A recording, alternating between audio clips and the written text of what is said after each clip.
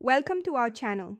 If you want to data saver mode on Grubhub, step by step, follow these step-by-step instructions to ensure your settings are properly configured. Step 1. Open the application or website on your device. Make sure you are logged in with your account credentials to access all settings and features. Step 2. Navigate to the settings menu by tapping the profile icon or menu button, usually located in the top corner of the screen. Step 3. Look for the relevant section in your settings menu.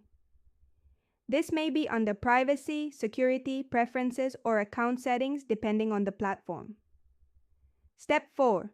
Find the specific option you need to modify.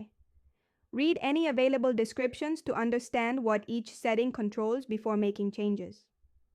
Step 5. Toggle the setting on or off, or select your preferred option from the available choices. Some settings may require additional confirmation.